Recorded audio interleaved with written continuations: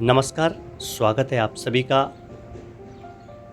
महाशिवरात्रि के पावन पर्व पर भगवान केदारनाथ धाम के कपाट खुलने का दिन तय कर लिया जाएगा और ये तस्वीरें आप देख रहे हैं ओमकारेश्वर मंदिर ऊखीमठ की हैं, जहां पर कल यानी महाशिवरात्रि के पर्व पर भगवान केदारनाथ धाम के कपाट खुलने का दिन तय कर लिया जाएगा।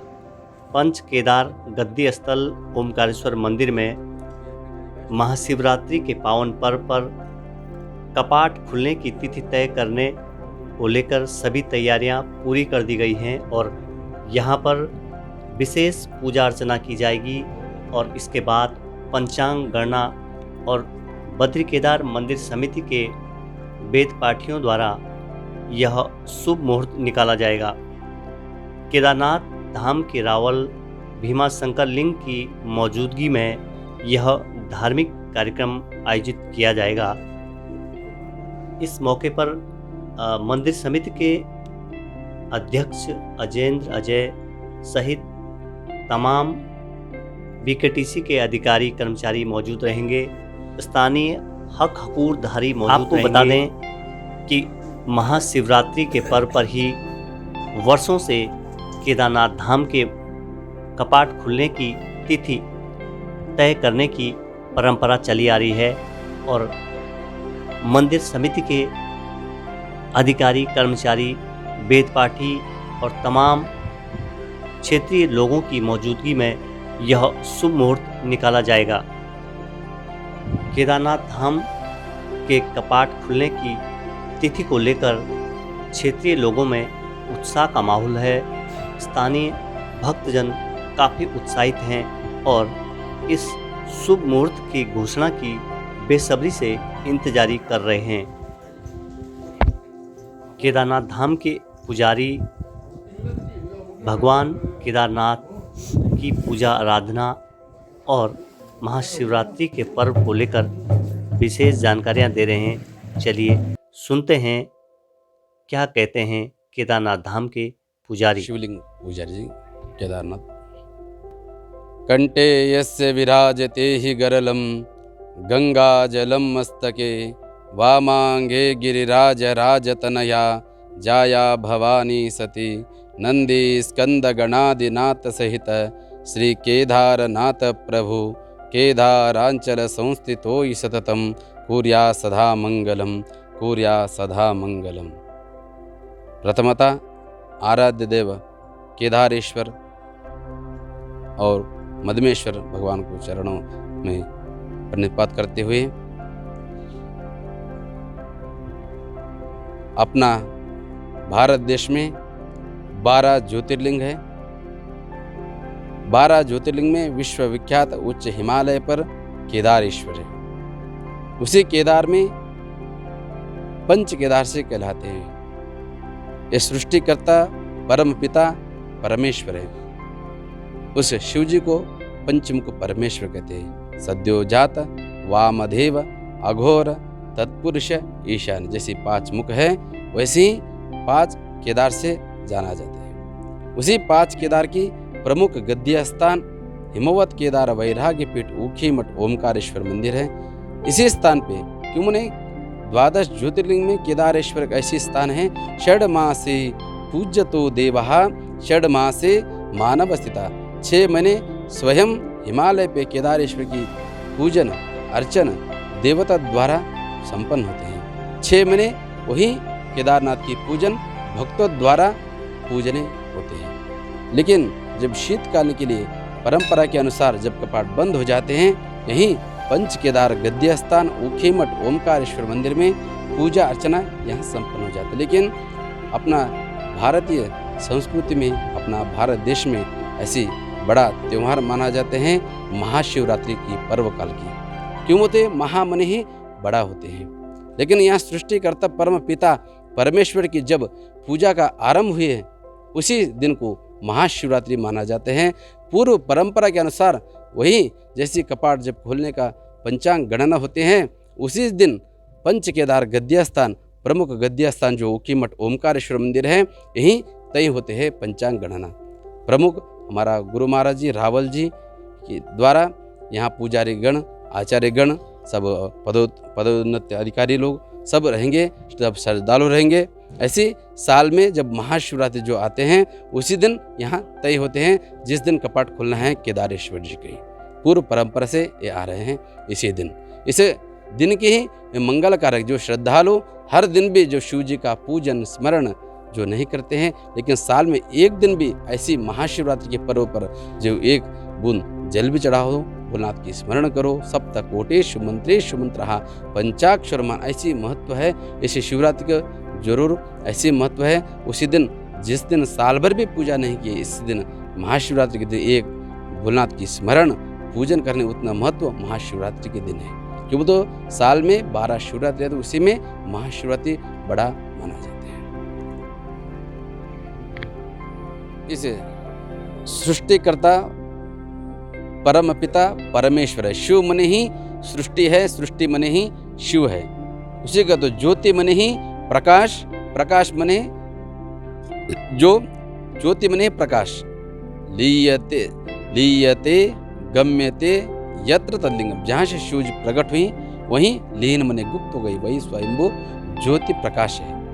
यही जो हमारा भारतीय संस्कृति में बड़ा त्योहार मने ही महाशिवरात्रि है। क्यों तो उस दिन महाशिव जी ने लिंग से प्रागट्य दिन माना जाते हैं। क्यों बोल तो ब्रह्मा विष्णु जो आकाश और पाताल के अंत लग गए हो, तब कब से कहीं भी जाओ लेकिन शिव जी का न आदि न अंत पता चलाना बहुत मुश्किल हो जाता है। लेकिन उसी दिन जो भगवान जहाँ तक देखो वहाँ तो ज्योत प्रज्वल के स्वरूप लिंगमय दिखाई देते हैं शिव जी ने।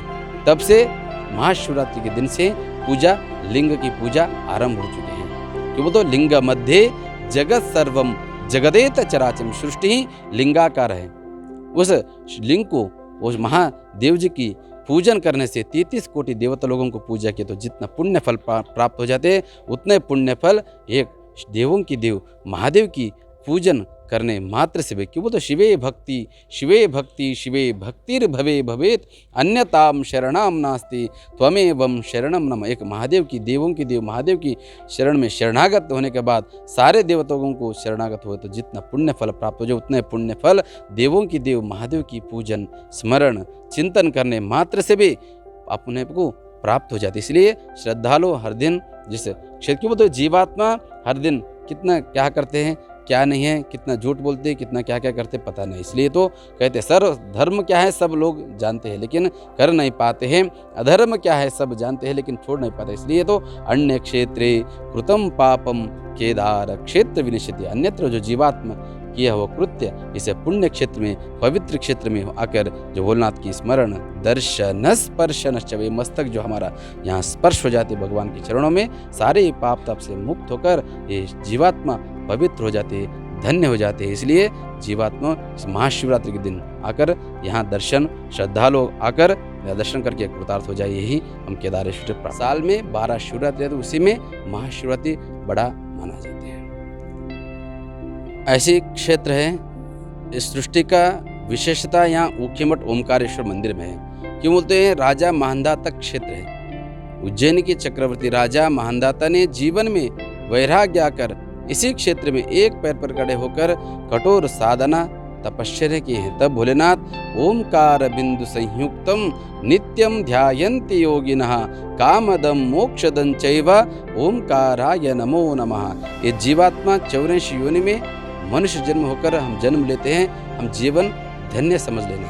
क्यों बोले तो ये मन हमारा चंचल रहते हैं। इसलिए जो श्रद्धालु जहाँ भी नहीं मिलते हैं सुख और समाधान जो मन की शांति, लेकिन इस क्षेत्र में जो आते हैं उस दिन महाशिवरात्रि के दिन भी जहाँ दूर से श्रद्धालु यहाँ आते हैं, पूजा प्रातःकाल ब्राह्मी मुहूर्त से पूजा आरंभ होते हैं। महाशिवरात्रि के दिन रुद्राभिषेक महाभिषेक के साथ साथ यहाँ उसी दिन पंचांग गणना के तय के बाद यहाँ भंडारा चलते हैं। सभी श्रद्धालुओं को यहाँ दर्शन की यहाँ हर दिन और रात 4 पहर की रुद्राभिषेक महाभिषेक। क्यों तो भगवान तुम्हारे चरणों में मैं भक्ति भाव से आया हूँ, तुम्हें नहाने के लिए मैं निर्मल गंगा लाया हूँ।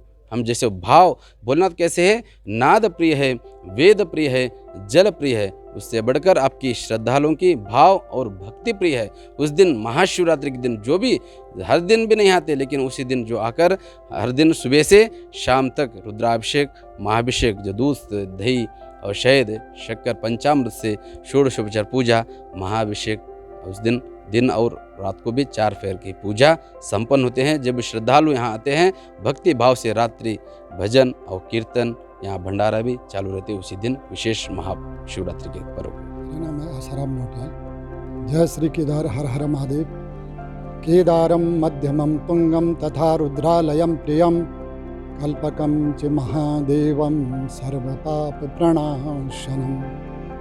मंगलम भगवान शंभो, मंगलम वृषभध्वजा, मंगलम पार्वतीनाथ, मंगलाय सदा शिव, मंगलाय सदा शिव। तो ये जो है ऊखीमठ स्थान है और ये पंच केदार का जो है प्रमुख गद्य स्थान है। और जैसे आप सभी को पता है कि उत्तराखंड हिमालय में जो है 5 केदार हैं। केदारम मध्यमम तुंगम तथा रुद्रालयम प्रियम कल्पकम च महादेवम सर्व पाप प्रणाशनम। लेकिन 5 केदार हैं, सब हिमालय में हैं और हिमालय के दिव्य शिखरों में विराजमान हैं। और 5 केदारों में पहले भगवान श्री केदारनाथ, श्री मधुवेश्वर, श्री तुंगनाथ, श्री रुद्रनाथ और श्री कल्पनाथ। लेकिन 5 केदार हैं, सब हिमालय में हैं और हिमालय के दिव्य शिखरों में विराजमान हैं। और पूरे भारतवर्ष में 12 ज्योतिर्लिंग हैं, जिसमें से केदारनाथ जो है मुख्य ज्योतिर्लिंग है और हिमालय का ज्योतिर्लिंग है।